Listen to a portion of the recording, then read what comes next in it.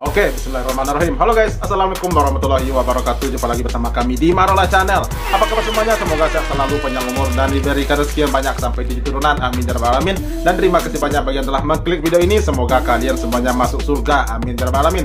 Guys, geger, pajak BBM telah sah dan resmi diberlakukan. Rakyat Indonesia makin melarat dan makin sengsara. Guys, di tengah goncangan persaingan ekonomi global yang semakin hari semakin meningkat, rakyat yang hidup pas-pasan makin hari makin kesulitan untuk mengatur perekonomian rumah tangganya agar tetap stabil. Dikarenakan harga kebutuhan pokok semakin hari semakin tinggi, salah satunya harga sembako naik, pajak PPN naik, pajak kendaraan juga naik, dan lain-lain. Dan bahkan baru-baru ini pajak BBM juga telah disahkan dan resmi diberlakukan di beberapa wilayah, salah satunya ada di Jakarta. Sementara itu, Prabowo juga mengatakan dengan tegas bahwa perekonomian rakyat Indonesia saat ini sangat baik, bahkan akan sangat kuat katanya. Apakah benar perekonomian rakyat Indonesia saat ini sangat baik dan sangat akan kuat? Wow, luar biasa ya, berarti tidak ada kemiskinan lagi nih di Indonesia guys. Nah, penasaran seperti apa videonya? Ini dia, let's go.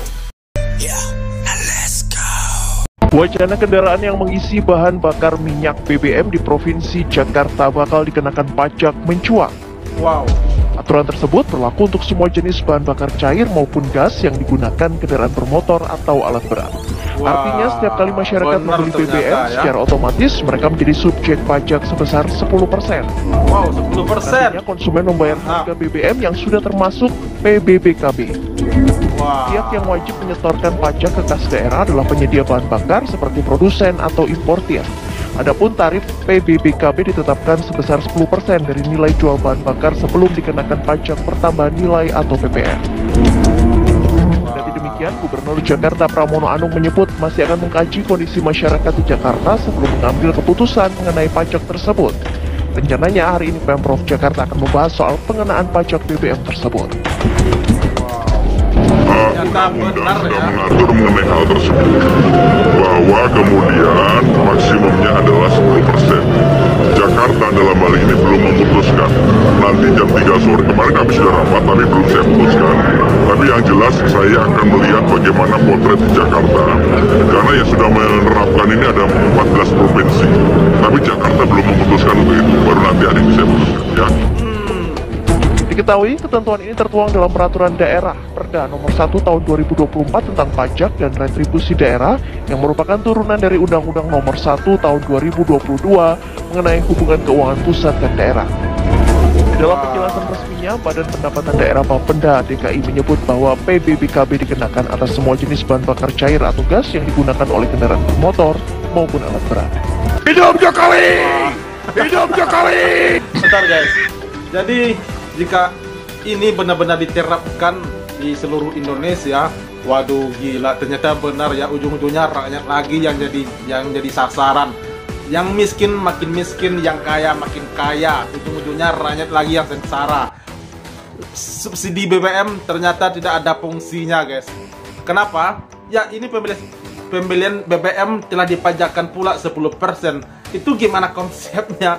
Kenapa rakyat lagi yang sengsarakan? Aduh Pak, Bu, kenapa rakyat lagi disengsarakan? Kan masih banyak tempat-tempat lain yang akan dipajakin, seperti kedatangan orang-orang luar negeri, orang-orang asing gitu ya, ya, atau tempat-tempat yang besar lainnya yang dipajakin. Kenapa BBM lagi yang dipajakin? Aduh, kasihan banget nih rakyat, makin hari makin menderita ini rakyatnya. Oke guys, kita lanjut seperti apa nih lanjutannya. Ngisi BBM di Jakarta resmi kena pajak 5%. Lama-lama nafas juga dipajakin juga kayaknya. Enak banget ya jadi pemerintah, nggak punya duit, naikin pajak minta ke rakyat. Nggak punya duit, ngutang sana sini, nanti yang bayar juga dari pajak juga, dari rakyat juga. Terus kalau rakyat nggak punya duit, mintanya ke siapa? Kalau pemerintah model begini, namanya bukan mengurus rakyat, tapi memalak rakyat. Emang mereka tuh nggak takut ya sama hadis Rasulullah yang mengatakan la yadkhulu jannata sahibu maksi, tidak akan masuk surga para pemungut pajak. Dan menaikkan pajak ini kan jelas menyusahkan kehidupan rakyat. Apa kata Rasulullah? Allahumma man waliyam li amri ummati syai'an fasyaqqa alaihim fasquq alaihi. Ya Allah, barang siapa yang mengurusi urusan umatku kemudian dia menyusahkan mereka, maka susahkanlah kehidupannya. Tapi ngomong-ngomong, mereka masih punya iman nggak sih? Kaget. Kaget. Pajak itu dari kolonial Belanda. Kalau kita mau pajakin orang, bukan pajak kita dong, pajak orang asing. Kita beli sesuatu ke mall kena pajak, lewat jalan kena pajak, isi bahan bakar kena pajak, gaji belum dinikmatin kena pajak. Kita ini bayangin ini, semua dipajakin. Bangun rumah kena pajak, perbaikan rumah kena pajak, semua dipajakin kita. Tapi timbal balik kita apa? Jalan raya kita pun dijadiin tol, harus bayar juga.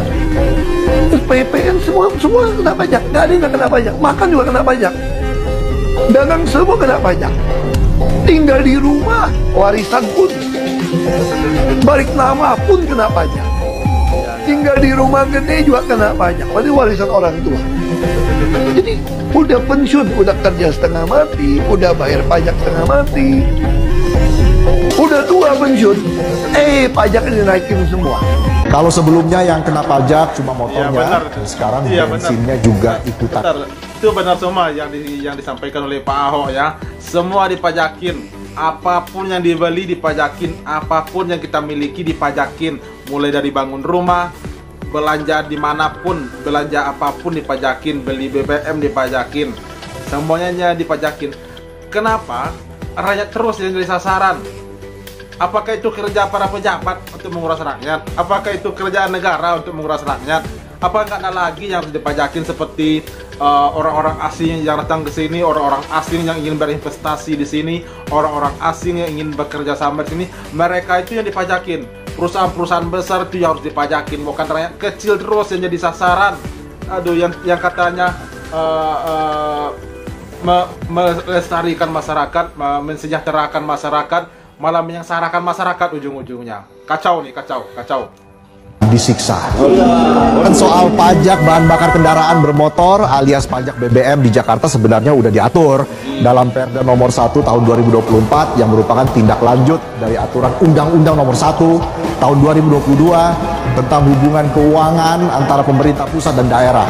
Banyak aturan sampai muncrat ya. Jadi Pemprov DKI Jakarta sekarang udah sah dan legal narik pajak dari bensin.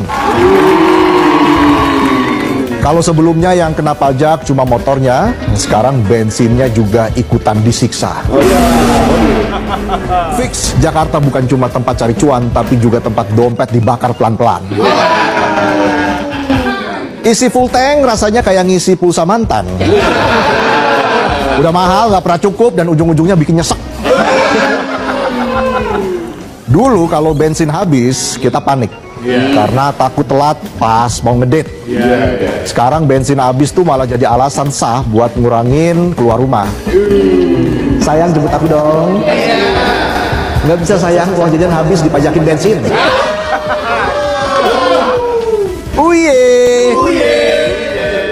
Pajak BBM ini berlaku untuk semua jenis kendaraan.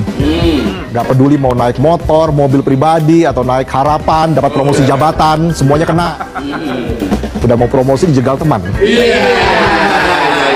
Difitnah lagi.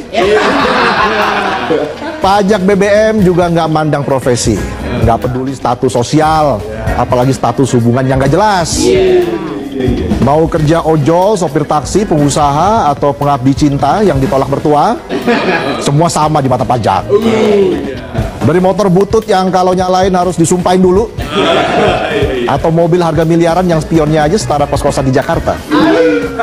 Kos-kosan eksklusif lagi. Semuanya dikenain pajak BBM. Jadi kalau ada yang bilang mobil gue mahal nih, ya elah, pajaknya nggak kagum sama harga mobil kalian. Satu-satunya kendaraan yang aman dari pajak BBM sekarang ya kaki. Itu pun kalau jalan harus hati-hati. Kalau kesandung terus luka, yang kena pajak obatnya. Ada aja gebrakan pemerintah. Ampun. Jadi, buat lo yang pengeluarannya 21.000 sehari, bersyukur. Karena lo bukan lagi bagian dari masalah sosial. Lo itu masuk ke dalam kategori masyarakat yang sejahtera. Mungkin selanjutnya, makan sekali sehari itu disebut diet nasional. Terus tidur di kontrakan sempit disebut gaya hidup minimalis. Dan kalau pengangguran itu bakal disebut sedang mencari jati diri. Mantap. Bener-bener dah. Ya. Ada yang mengatakan Iya. saya dibohongi oleh menteri-menteri saya. Ada yang mengatakan bahwa ekonomi Indonesia bagus hanya di atas kertas. Tidak. Di depan mata ekonomi kita, di depan mata. Ya, di depan mata siapa, Pak? Ekonomi kita kuat dan akan lebih kuat lagi. Wow. Kita berbuat. Wow, luar Saya biasa. akan bekerja keras. Semua kekayaan rakyat, kekayaan milik bangsa Indonesia harus dinikmati oleh seluruh rakyat Indonesia. Hidup Jokowi! Hidup Jokowi! Wow, luar biasa nih Pak Prabowo ya, Pak Presiden. Katanya ekonomi rakyat Indonesia saat ini sedang baik-baik saja, sedang kuat, bahkan akan lebih kuat lagi. Ekonomi rakyat Indonesia saat ini di depan mata sedang sangat luar biasa, bahkan akan lebih meningkat lagi katanya ya. Wow, luar biasa.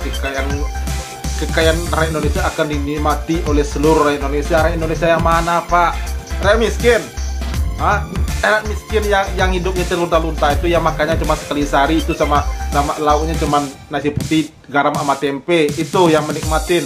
Lalu nasi MBG, makan bergizi gratis setiap hari, yang banyak korban yang sampai muntah-muntah itu. Aduh, Pak, dikasih masukan malah dibilang nyinyir, dikritik malah dibilang nyinyir. Aduh, nyesel banget nih pilih Bapak jadi presiden. Nyesel serius loh ya. Aduh. Oke guys, itu reaksi kita hari ini. Terima kasih banyak bagi yang telah menonton, dan sampai jumpa lagi di video berikutnya. Thank you. Thanks for watching.